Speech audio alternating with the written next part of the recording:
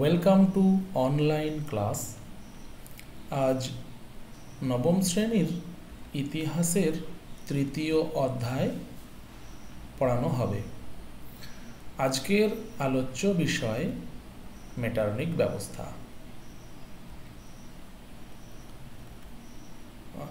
এই মেটারনিক ব্যবস্থা বোঝার জন্য আমাদের আগে কিছু প্রাক-কথন বা পটভূমিটা জেনে নেওয়া প্রয়োজন। ওয়াটারলু যুদ্ধে 1815 খ্রিস্টাব্দে নেপোলিয়নের পতনের পর অস্ট্রিয়ার চ্যান্সেলর প্রিন্স মেটারনিক ও অন্যান্য ইউরোপীয় রাজন্যবর্গের উদ্যোগে অস্ট্রিয়ার রাজধানী ভিয়েনায় এক আন্তর্জাতিক সম্মেলনের আয়োজন করা হয়, যা ভিয়েনা সম্মেলন নামে পরিচিত। কূটনীতির রাজকুমার মেটারনিক ছিলেন এই সম্মেলনের মধ্যমণি। নিজের বাগ্মিতা, দক্ষতা ও বুদ্ধিমত্তার দ্বারা তিনি এই সম্মেলনে নেতৃত্বের আসনে উপবিষ্ট হন এবং প্রায় আগামী 30 বছরেরও বেশি সময়, প্রায় 33 বছর তিনি ছিলেন ইউরোপের ভাগ্য নিয়ন্তা। তাই 1815 থেকে 48 সময়কালকে অনেক ঐতিহাসিক মেটারনিকের যুগ বলেছেন।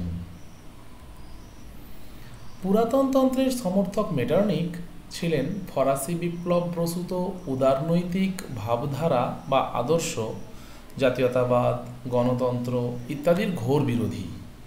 অর্থাৎ উনি ফরাসি বিপ্লব প্রসূত যে আদর্শগুলো ছড়িয়ে পড়ছিল ইউরোপে, উনি সেগুলোকে একেবারেই মেনে নিতে পারছিলেন না। তিনি এইসব ভাবধারাকে রাজনৈতিক মহামারী ও জীবাণু মনে করতেন। তিনি ইউরোপে ফরাসি বিপ্লবের আগেকার রাজনৈতিক পরিস্থিতি ফিরিয়ে আনতে চেয়েছিলেন। এছাড়া বহু জাতি ও ভাষাভাষীর দেশ অস্ট্রিয়ার সাম্রাজ্য রক্ষার জন্য তিনি যে যুগ বিরোধী দমনমূলক পদক্ষেপ নিয়েছিলেন তাই মেটারনিক ব্যবস্থা নামে পরিচিত। অর্থাৎ আমরা বলতে পারি যে ভিয়েনা সম্মেলন থেকে অস্ট্রিয়ার চ্যান্সেলর প্রিন্স মেটারনিক কিভাবে ইউরোপে অস্ট্রিয়ার প্রাধান্যকে বজায় রাখা যায়, নিজের গ্রহণযোগ্যতাকে বাড়ানো যায় ও ফ্রান্সকে দুর্বল করে রাখা যায় এবং পুরাতনতন্ত্রকে প্রতিষ্ঠিত করা যায়, তার জন্য তিনি যে ব্যবস্থা বা পদ্ধতি গ্রহণ করেছিলেন আমরা সেটাকেই মেটারনিক ব্যবস্থা বলতে পারি। তাহলে এটা আমাদের ব্যাকগ্রাউন্ড। এইবার আমরা মূল প্রশ্নে চলে যাই মেটারনিক ব্যবস্থার। প্রথমে আমরা সংজ্ঞা দিই মেটারনিক ব্যবস্থা বলতে কী বোঝায়। ভিয়েনা সম্মেলনের মধ্যমণি অস্ট্রিয়ার চ্যান্সেলর প্রিন্স মেটারনিক ফরাসি বিপ্লব প্রসূত ভাবধারাকে দমন করা, ফ্রান্সকে দুর্বল করে রাখা ও ইউরোপীয় রাজনীতিতে অস্ট্রিয়ার প্রাধান্য প্রতিষ্ঠার জন্য যে সকল পন্থা অবলম্বন করেছিলেন তাই মেটারনিক ব্যবস্থা নামে পরিচিত। উদ্দেশ্য বা লক্ষ্য অর্থাৎ মেটারনিক ব্যবস্থা প্রবর্তন করার কারণ কি ছিল? 1 নম্বর, ইউরোপে ফরাসি বিপ্লব পূর্ববর্তী রাজনৈতিক ব্যবস্থার পুনঃ প্রতিষ্ঠা করা। এর প্রধানতম লক্ষ্য ছিল কি, যে ইউরোপে ফরাসি বিপ্লবের আগে যে রাজনৈতিক ব্যবস্থা ছিল তাকেই পুনঃ প্রতিষ্ঠা করা।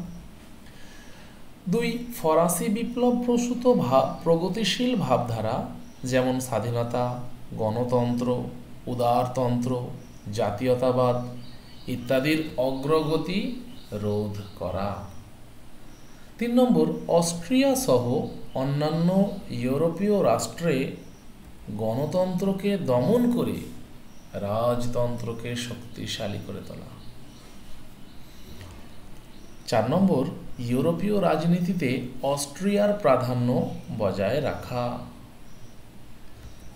5 নম্বর, নেপোলিয়নের বিজিত অঞ্চল ইউরোপীয় রাজন্যবর্গকে বিলি করে নিজের গ্রহণযোগ্যতা বৃদ্ধি করা। 6 নম্বর, ভিয়েনা চুক্তির ভিত্তিতে আন্তর্জাতিক শান্তি রক্ষা করা। 7 নম্বর, ইউরোপীয় রাষ্ট্র সমবায় গড়ে তুলে পুরাতন তন্ত্রকে কায়েম রাখা। 8 নম্বর, বহু জাতি ও বহু ভাষাভাষী, যেমন স্লাভ, চেক, জার্মান, স্লোভাক, ম্যাগিয়ার ইত্যাদি, এরকম বহু ভাষাভাষী ও জাতি অধ্যুষিত অস্ট্রিয়া সাম্রাজ্যকে রক্ষা করা। আর লাস্ট, জার্মানি ও ইতালিতে অস্ট্রিয়ার প্রাধান্যকে অক্ষুণ্ণ রাখা।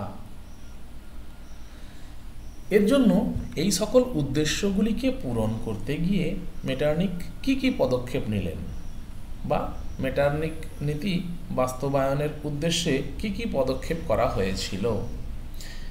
মেটার্নিখ তার রক্ষণশীল নীতি বাস্তবায়িত করতে গিয়ে বিভিন্ন পদক্ষেপ গ্রহণ করেন, যেমন ভাবধারা ধ্বংস, 1 নম্বর পয়েন্ট।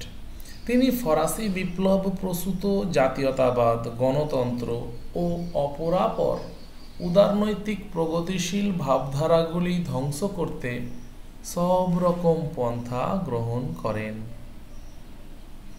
2 নম্বর, পুরাতন তন্ত্রের প্রতিষ্ঠা করলেন।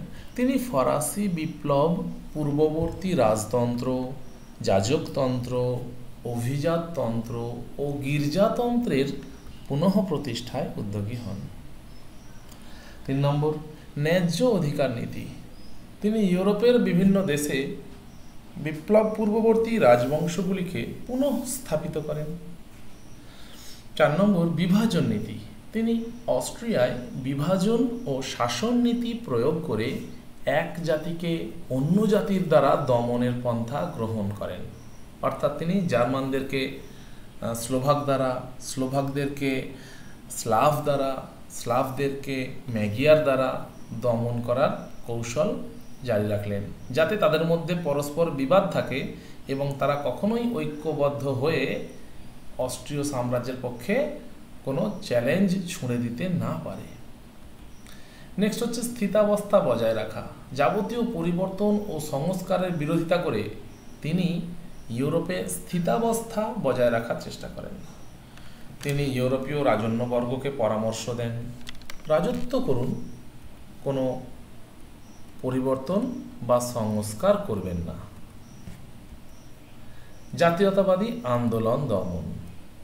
ইউরোপীয় রাষ্ট্র সমবায়কে ব্যবহার করে মেটার্নিখ অস্ট্রিয়া, জার্মানি সহ সমগ্র ইউরোপের জাতীয়তাবাদী আন্দোলন দমনে তৎপর হন। নেক্সট, জার্মানিতে দমননীতি। জার্মানিতে ছাত্র সংগঠন ও রাজনৈতিক দলগুলিকে নিষিদ্ধ করা হয়। সংবাদপত্রের স্বাধীনতা হরণ করা হয়। জাতীয়তাবাদী আন্দোলন দমন করতে কার্লসবার্গ ডিক্রি জারি করা হয়। অস্ট্রিয়ায় দমন নীতি। নেক্সট, অস্ট্রিয়ায় উদারপন্থী ছাত্র ও শিক্ষকদের কারারুদ্ধ করা হয়। ইতিহাস, দর্শন ও রাষ্ট্রবিজ্ঞানের পঠন পাঠন নিষিদ্ধ করা হয় ও ক্যাথলিক চার্চের প্রাধান্য প্রতিষ্ঠা করা হয়। তাহলে আমরা দেখলাম যে মেটার্নিখ ব্যবস্থাকে বাস্তবায়িত করার জন্য নেপোলিয়ন অনেকগুলোই ব্যবস্থা নিয়েছিলেন। পুরানো নতুন ভাবধারাকে ধ্বংস করতে চেয়েছিলেন, পুরাতন তন্ত্রের পুনঃ প্রতিষ্ঠা করতে চেয়েছিলেন, ন্যায্য অধিকার নীতি মেনে ইউরোপে বিপ্লবের আগেকার রাজবংশগুলিকে আবার সিংহাসন দেওয়ার চেষ্টা করেছিলেন। বিভাজন নীতি ব্যবহার করে তিনি অস্ট্রিয়ার ভাঙনকে রোধ করেছিলেন। স্থিতাবস্থা বজায় রাখার জন্য তিনি ইউরোপের রাজাদের সঙ্গে নিয়মিত যোগাযোগ রাখতেন ও তাদেরকে পরিবর্তন বা সংস্কার করতে নিরুৎসাহিত করতেন। যদি কোথাও এরপরও জাতীয়তাবাদী আন্দোলন দেখা দিত, তিনি সেটা কড়া হাতে দমন করতেন এবং জার্মানি ও অস্ট্রিয়াতে কঠোরভাবে মেটার্নিখ ব্যবস্থাকে প্রয়োগ করা হয়েছিল। এছাড়া তিনি বিপ্লবকে নিষিদ্ধ করলেন। 1820 সালের ট্রপর ঘোষণা জারি করে বিপ্লবের দ্বারা সংবিধান পরিবর্তন বা নতুন সংবিধান গ্রহণ নিষিদ্ধ করা হয়। অর্থাৎ যদি জনগণ অত্যাচারী রাজাকে পাল্টাতে চায় তাহলে পাল্টাতে পারবে না, এবং তারা যদি কোনো নতুন সংবিধান গ্রহণ করে রাজার ক্ষমতাকে ছেঁটে দেয় তবে সেই সংবিধানকে ইউরোপীয় শক্তি সমবায় মানবে না। ইতালির গণ আন্দোলন দমন।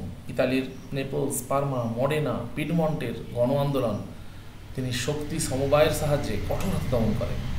এই শক্তি সমবায়টা কি জিনিস? তিনি ইউরোপের বিভিন্ন রাষ্ট্রগুলিকে নিয়ে একটা জোট বাঁধলেন, বেশ কয়েকটা রাষ্ট্রের একটা জোট। এটাকে বলা হয় কনসার্ট অব ইউরোপ বা ইউরোপীয় শক্তি সমবায়।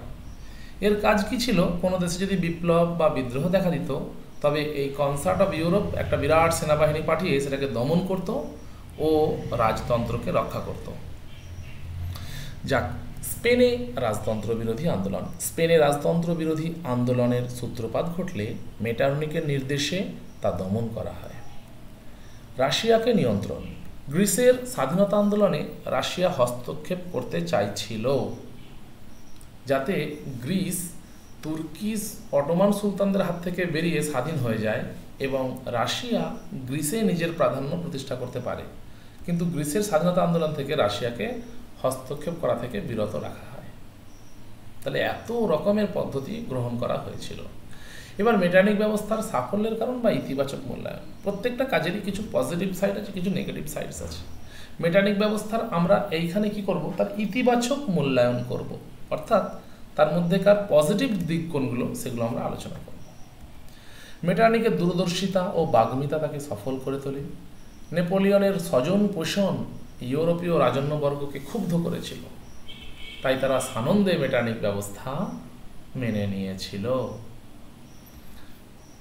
দ্বিতীয়ত, বিগত 20 বছরের যুদ্ধ, মানে এই 1795 থেকে বারবারই নেপোলিয়নের ফ্রান্সের সাথে ইউরোপের বিভিন্ন দেশের যুদ্ধ হয়েছে। কখনো ইউরোপের একাধিক দেশের জোটের সঙ্গে ফ্রান্সের জোটের যুদ্ধ হয়েছে। ফলে এই লাস্ট 20 বছরের যুদ্ধে ইউরোপের মানুষ ক্লান্ত হয়ে গিয়েছিল, বিধ্বস্ত হয়ে গিয়েছিল, যা থেকে মুক্তি দিয়েছিল মেটারনিক ব্যবস্থা। মেটারনিক ব্যবস্থা কিন্তু সত্যি আর কিন্তু ইউরোপে কোনো যুদ্ধ সংঘটিত হতে দেয়নি। ইউরোপের রাজনৈতিক পুনর্গঠন বাস্তবোচিত পদক্ষেপ ছিল। তাছাড়া নেপোলিয়ন যেভাবে নিজের গায়ে জোর মতো এই রাষ্ট্রকে ওখানের সঙ্গে জুড়ে দিয়েছিলেন, জাতীয়তাবাদকে অগ্রাহ্য করেছেন, সেটাকেও বাস্তবত মেনে নেওয়া যায় না। তাই ইউরোপের পুনর্গঠন প্রয়োজন ছিল। এদিক থেকে মেটারনিকের এই উদ্যোগ সফল। মেটারনিক যুগের দাবি পূরণ করে প্রায় 40 বছর ইউরোপকে যুদ্ধমুক্ত রাখতে সক্ষম হয়েছিলেন। প্রায় 40 বছর মেটারনিককে কিন্তু ইউরোপকে যুদ্ধের হাত থেকে রক্ষা করতে সক্ষম হয়েছিলেন। রাজনৈতিক স্থিতিশীলতা ইউরোপে আর্থসামাজিক ও সাংস্কৃতিক উন্নতিতে সাহায্য করেছিল। তাহলে রাজনৈতিক দীর্ঘদিন স্থিতিশীলতার ফলেই কিন্তু ইউরোপে এতটা উন্নতি হয়েছিল। নেক্সট, এবার আমরা মেটারনিক ব্যবস্থার ত্রুটি বা ব্যর্থতা নিয়ে আলোচনা করব। প্রথমত, মেটারনিকের উগ্র জাতীয়তাবাদী বিরোধী মনোভাব তাকে জনমানুষে ঘৃণিত করে তুলেছিল। তিনি জাতীয়তাবাদকে একটা জীবাণুর সঙ্গে তুলনা করেছিলেন, যেটা মানুষ একেবারেই পছন্দ করেনি। 2, মেটারনিক যুগ ধর্মকে অস্বীকার করে ইতিহাসের চাকা পিছনের দিকে ঘোরাতে চেয়েছিলেন, যা কখনোই সফল হতে পারে না। 3 নম্বর, তার পরিবর্তন বিমুখ মানসিকতা তার পতনের অন্যতম কারণ ছিল। তার পরিবর্তন বিমুখ মানসিকতা, অর্থাৎ তিনি নতুন যুগের আগত পরিবর্তনকে তিনি মেনে নিতে পারেননি, তাই তার পতন অনিবার্যই ছিল। তার নীতি ছিল দমনমূলক, গঠনমূলক নয়। তিনি কিন্তু নতুন পৃথিবীকে আলো দেখাতে পারেননি, পুরাতন তন্ত্রকে কায়েম করারই চেষ্টা করে করে জীবনটা পার করে দিয়েছেন। কেবলমাত্র বল প্রয়োগ করে জাতীয়তাবাদী আন্দোলন দমন করা যায় না, এই সার সত্যটি মেটারনিক বুঝতে পারেননি। জাতীয়তাবাদী আন্দোলন শুধুমাত্র বল প্রয়োগ করে হয় না। ইউরোপের জনগণ যখন নতুন প্রগতিশীলতা গ্রহণে উন্মুখ, তখন তিনি পুরাতন তন্ত্রের জোয়াল টেনে যাচ্ছিলেন, যা ইউরোপের মানুষ গ্রহণ করতে রাজি ছিলেন না। ইউরোপ তখন গণতন্ত্রের দিকে ঝুঁকছে, তখন সাম্যের দিকে ঝুঁকছে, তখন উদারনৈতিক চিন্তাধারার দিকে ঝুঁকছে। সেই সময়ে যদি কেউ প্রাচীন রাজতন্ত্র, গির্জাতন্ত্র, যাজকতন্ত্রকে প্রতিষ্ঠা করতে যায়, তাহলে মানুষের তাকে গ্রহণ না করাই স্বাভাবিক। তিনি কঠোর হাতে স্পেন, সিসিলি, নেপলস, পিডমন্ট ও পোল্যান্ডের গণ আন্দোলন দমন করেন, যা ইউরোপে ব্যাপক প্রতিক্রিয়া সৃষ্টি করে। এখানে নির্বিচারে অত্যাচার করা হয়েছিল। সিসিলি, নেপলসের বিদ্রোহ, স্পেনের বিদ্রোহ, এখানে প্রচুর মানুষকে ওই তোমার মেটারনিকের নির্দেশে বিপ্লবীদেরকে নির্বিচারে হত্যা করা হয়েছিল, যেটা কিন্তু সমগ্র পৃথিবীতে, সমগ্র ইউরোপেই আলোড়ন ফেলে দিয়েছিল। এই ব্যবস্থা ইউরোপের বহু দেশই মানতে চায়নি, ফলে এই ব্যবস্থা দ্রুতই ভেঙে পড়ে। শক্তিশালী দেশগুলো কিন্তু এই ব্যবস্থা অনেকেই মানতে রাজি ছিল না, কারণ এই ব্যবস্থায় সবচেয়ে বেশি লাভবান হওয়ার সুযোগ ছিল অস্ট্রিয়ার, তাই তারা মানতে চায়নি। যেমন ইংল্যান্ড 1822 খ্রিস্টাব্দে, রাশিয়া 1825 খ্রিস্টাব্দে, ফ্রান্স 1830 খ্রিস্টাব্দে এই ব্যবস্থা অর্থাৎ মেটার্নিক ব্যবস্থা থেকে বেরিয়ে যায়। শক্তি সমবায়ের অহেতুক হস্তক্ষেপ বহু রাষ্ট্রই মেনে নিতে চায়নি। 1848 সালের ফেব্রুয়ারি বিপ্লবের আঘাতে মেটার্নিক ব্যবস্থা তাসের ঘরের মতো ভেঙে পড়ে।